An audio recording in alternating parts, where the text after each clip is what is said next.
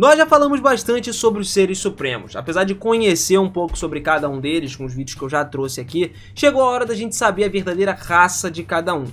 Cada um tem a sua própria raça, suas próprias características, coisas surpreendentes e escondidas que ninguém jamais imaginou. Então bora conferir todas as raças de cada um dos seres supremos conhecidos até hoje. Lembrando pra vocês que nem todos foram citados ou mostrados na novel ou algo do tipo. Tem alguns até que a raça é desconhecida, então vão ficar alguns de fora normalmente. Mas aí, os que tem, a gente tem que ter fôlego pra trazer aqui pra vocês. Então vamos nessa, vem comigo, vamos lá.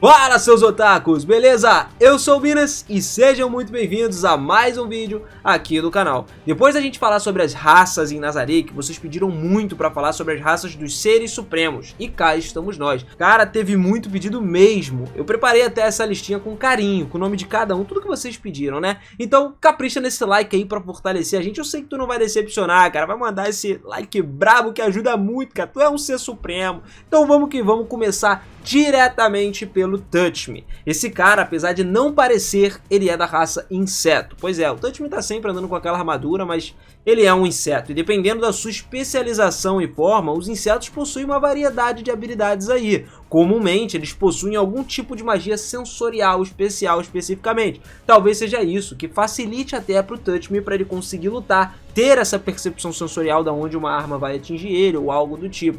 No caso do Touch Me, ele também estava entre os únicos 9 jogadores que podiam usar a classe especial, que é a classe campeão mundial, porque ele era um campeão mundial. O Touch Me, que empunhava uma espada e um escudo, ele foi avaliado como um dos jogadores mais fortes e também maiores guerreiros de Yggdrasil por conta disso. Ele é o guerreiro mais poderoso da Isolgone, sem discussão, tá? A sua armadura era um equipamento bônus até que ele recebeu por participar dessa classe especial que ele tem. A armadura equipada no Touch Me é conhecida como conformidade com a lei e tem um poder que supera o dos itens de classe divina, então ela é mais forte do que muitos itens, rivalizando até mesmo com as armas de guilda, como o cajado Isolgone. Para um jogador do tipo guerreiro do Touch Me, né, o Momonga afirmou que ele parece possuir até estatísticas gerais muito altas, então isso é devido obviamente a tudo que ele conseguiu ganhar e lógico que ele desenvolveu durante todo o jogo que ele jogava. Talvez a classe de insetos tenha até um desenvolvimento melhor, a gente não sabe exatamente sobre isso. O próximo então é Takemi Kazuchi. O guerreiro Takemi Kazuchi é um Nephilim que usa um conjunto de armadura samurai vermelho escuro. Essa armadura aí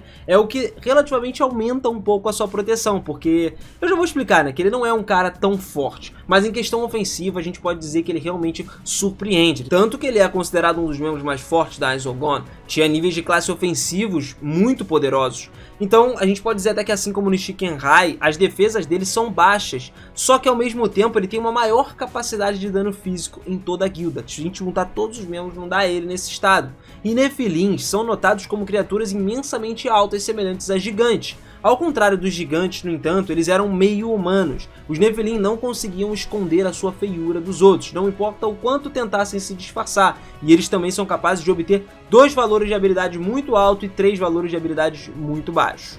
O próximo seria Tabula Smaradna. Tabula tem uma personalidade mais forte, em vários aspectos, né, que a gente pode dizer. Durante as discussões normais, ele falava coerentemente como um homem racional. No entanto, à medida que essa conversa se tornava algo mais profundo, várias partes ele trazia sua verdadeira natureza, que são difíceis de associar, e isso começa a vir à tona. Tabula era o tipo de maníaco num cenário que produzia documentos e designs extremamente longos para todas as suas criações também. Então ele escrevia com gosto, mas quem lia, meu parceiro, tinha que ter paciência. Em termos de puro poder destrutivo também, o Tabula era um Magic Caster mais forte até do que o Momonga. E em relação à classe, ele é um devorador de cérebros também. Pois é, assim como a própria Neuronist Penkill. Mas os devoradores de cérebros se assemelham bastante a monstros do tipo Cthulhu, completos logicamente com o rosto de um polvo e tentáculos caídos. Biologicamente, como a gente disse, eles são assexuados, mas podem se identificar como um gênero específico. Ubert. Mais um para completar é o Ubert. Entre todos os membros da guilda, Ubert Alain Odell era a pessoa que mais se fixava na palavra mal. Pois é, como ele sofria com Chunubyou, né, ele frequentemente agia como um vilão típico. Ele estava sempre desiludido com o mundo real, ressentindo-se da sociedade cotidiana pela injustiça que as pessoas pobres passavam desde seu nascimento. Razoavelmente, o Hubert é pessimista sobre seu futuro no mundo real, vendo o trabalho duro para subir na hierarquia social e economicamente, né, como nada mais do que uma impossibilidade para se começar, porque é difícil para as pessoas que não têm essa oportunidade. Ele então via certas pessoas como Momonga e Hirohiro como perdedores natos como ele. Todos eles eram assim, e ele acreditava que não importava o quanto alguém tente, nunca seria capaz de levar uma vida confortável como Touchme vivia.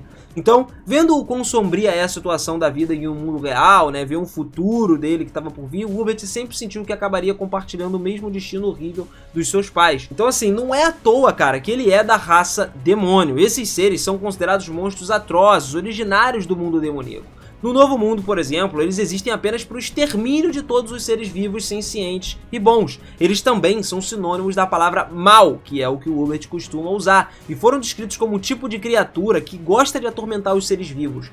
Até agora, os demônios foram classificados em duas categorias principais, que são demônios, aqueles que usam a violência, né, que causam a destruição, e os diabos, aqueles que usam a inteligência para provar a depravação. Embora até existam vários subtítulos, né, para esses monstros, como o caso das bestas humanoides, assim como sua aparência, são demônios que possuem uma variedade de habilidades profanas, embora elas dependam da classificação do próprio demônio de fato. Por outro lado, muitos demônios são conhecidos por serem resistentes ao elemento do fogo, como o Demiurgos é resistente. Além disso, mesmo ambientes perigosos não teriam efeito negativo sobre ele. E o próximo querido é Nishikenrai, um cara que foi descrito em uma palavra: ninja. Pois é, apesar dessa não ser a raça dele de fato, porque ele não é um ninja, na verdade, por incrível que pareça, ele é um meio golem, tá ligado? Como os golems, os meios golems provavelmente têm resistência limitada, semelhante aos mortos-vivos. Como os meios golems são considerados constructors, eles não sentem necessidade de dormir nem de se alimentar, e de certa forma eles são incapazes de sofrer por causa de fadiga, ou seja, não ficam cansados. Eles também têm uma certa imunidade contra um poder da mente, um controle de mente, e sabe-se que o Nishikenrai era o melhor membro da Aizogon em causar dano físico geral, tá? Isso é comprovado. Como ele sempre concentrou a sua construção do personagem em furtividade e dano, a sua capacidade de defesa era baixíssima, como a gente já tinha dito também quando falou do Takemi Kazuchi. Além disso, quando o Nishikenrai usa as habilidades furtivas dele, ele é capaz de desferir um único golpe cujo poder pode superar até mesmo o do guerreiro Takemi Kazuchi. Embora Nishikenrai não seja bom como personagem do tipo batedor puro, ele é capaz de fazer um reconhecimento como nenhum personagem especializado jamais faria. Então, furtivamente, ninguém consegue segurar ele. Ele é o cara mais brabo que tem. Daí entra o conjunto dele, que seria o Punitomou, que é o estrategista da guilda. Foi ele quem estabeleceu todas as estratégias fundamentais dentro da guilda, que foram usadas contra outros jogadores, seguindo o máximo da Sun Tzu, e faz com que a batalha seja concluída antes mesmo de começar. Ele planeja meticulosamente cada operação, pesquisando e coletando todas as informações disponíveis sobre o inimigo, e resolvendo tudo num rápido ataque furtivo. Taticamente, o Punitomou usa o método PK, né, que é o jogador matando o jogador, na qual ele chama de squashing, e ele usa isso com grande sucesso. O seu nível de trabalho é totalmente focado em classes do tipo comandante, que melhorou ainda mais as suas habilidades de membro de uma equipe, e a sua raça, por incrível que pareça, também é plantas. Pois é, as plantas são raças compostas principalmente de criaturas baseadas em folhagem. Ele é feito de folhas, já dá pra ver na imagem, né? Existem vários tipos de espécies de plantas, cada uma possuindo habilidades e funções únicas. Enquanto muitas espécies são meros monstros, sem intelecto e tal, algumas possuem inteligência que se equipara aos dos humanos. Ou no caso do Punitomou, né, tá acima dos humanos. De acordo com a Shouter, até as raças baseadas em plantas são conhecidas por serem capazes de usar magia druida, e alguns monstros tipo planta podem até imitar flores, respondendo ao fogo e espalhando veneno mortal ou paralisante dos seus inimigos. Hirohiro é um slime, mais especificamente um Elder Black Ooze, né? Uma das raças mais fortes do tipo slime. A sua aparência é apenas uma massa de substância preta e pegajosa. Literalmente é só isso. E a sua superfície é semelhante a um alcatrão, que se agita e se contorce continuamente, nunca permanecendo numa mesma forma por mais de um segundo. Com a sua habilidade ácida, eles são capazes de produzir ácidos poderosos do seu corpo que podem causar resultados fatais. eles também ostentavam a capacidade corrosiva mais poderosa das famílias de lodo, né? Por essa razão, o Elder Black Users eram temidos por toda a sua capacidade de degradar armas e armaduras. Eles eram bons em batalha para poder lutar contra homens que teriam, né, muita armadura, muito armamento. Isso acabaria corroendo eles e deixando mais frágil para os outros guerreiros acabarem. Eu acho que a guilda de Overlord era uma complementação ali dos seres. Inclusive, ele é o único conhecido, tá, que seja dessa maneira, dessa raça. Eu não conheço outra pessoa que seja da mesma raça do que o Hiro Hiro.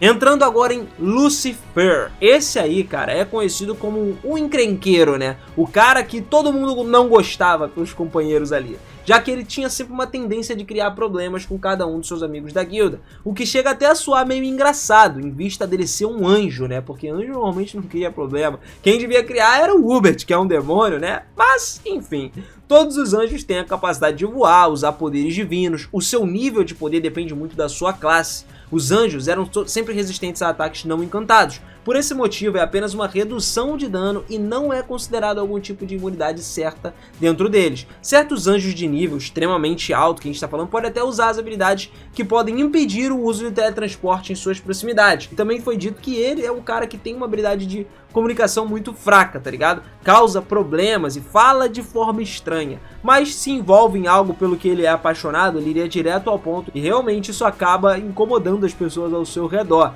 Isso tende a fazer as pessoas pensarem que ele está agindo de forma maliciosa, embora não estivesse. Diferente de alguns anjos, o Lucifer tem uma capacidade de criar golems, como o Gremory e Lion Golem também, que foi criado, que tá lá na tumba de Nazarick, dentro do chuveiro, né, do banheiro lá.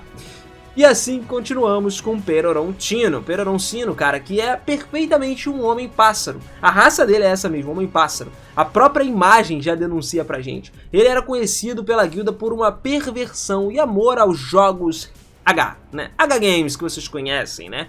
Ele é muito apaixonado por Eroge, cara, e simplesmente fala abertamente com os seus membros da guilda sobre isso. Só que em questão de combate, ele é um cara mais especializado em combate de longo alcance, né? Não é muito do corpo a corpo, apesar dele conseguir lutar corpo a corpo, mas ele usa mais um arco e flecha. Uma vez que o Perorontino estava situado numa grande área aberta, ele podia demonstrar o seu verdadeiro poder atacando facilmente até 2 km de distância. As táticas favoritas do Perorontino era se esconder e acertar o seu oponente com um arco de longe até. Porra, era o que ele mais fazia. Por isso ele era considerado proficiente em atacar de longa distância com o uso de habilidades explosivas.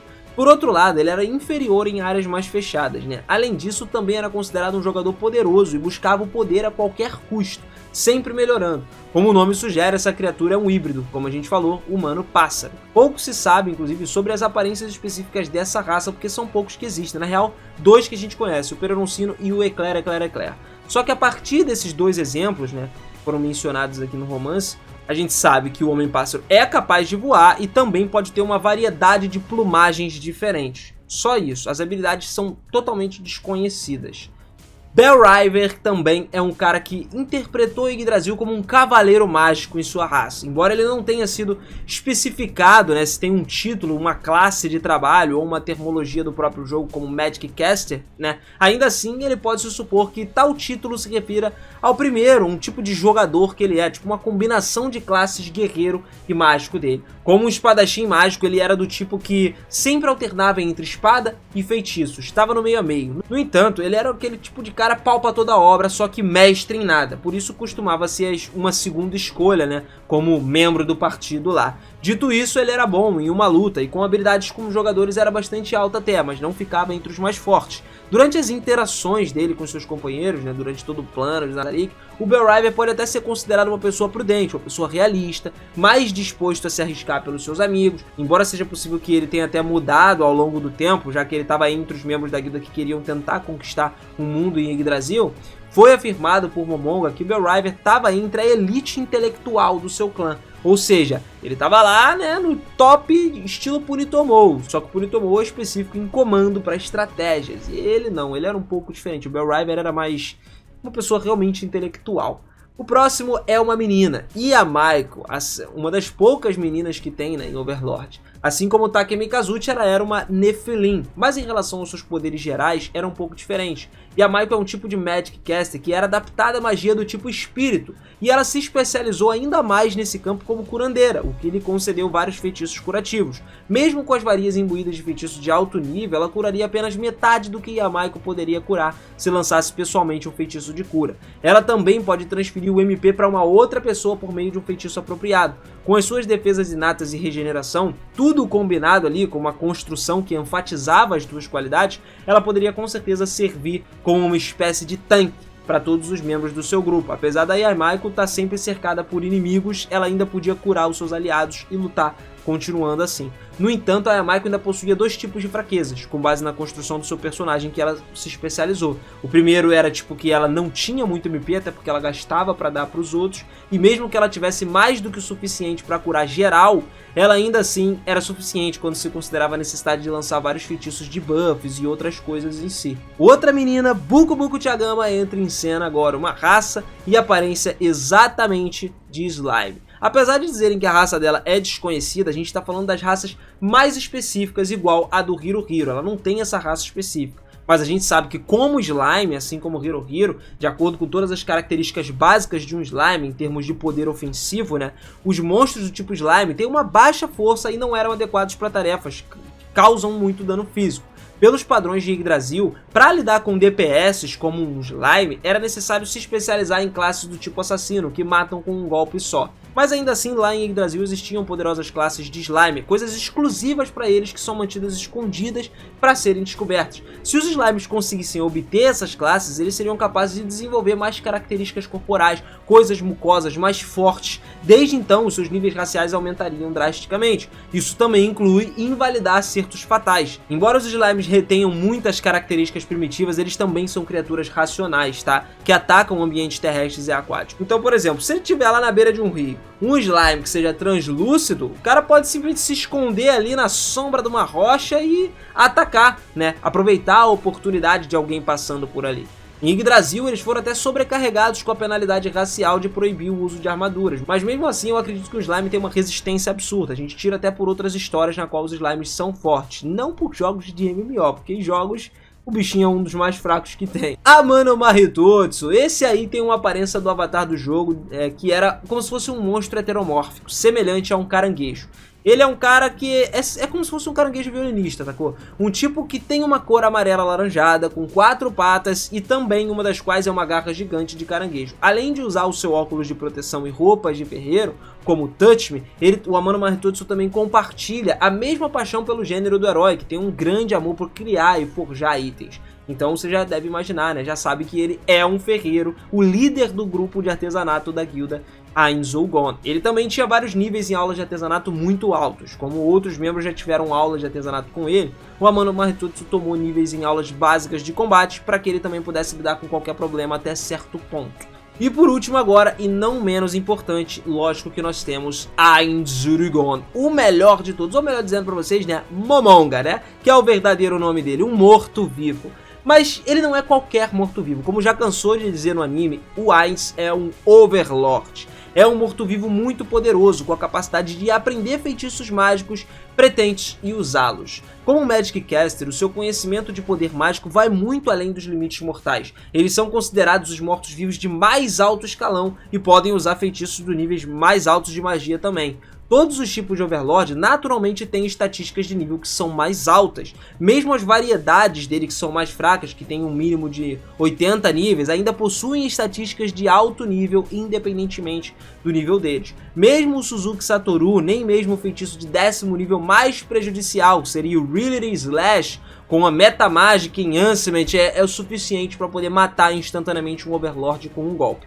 Não dá pra fazer isso, tá? Não tem como matar um Ainz com um golpe. Então a gente sabe que ele tem muita vida ali e o cara é muito resistente a feitiços.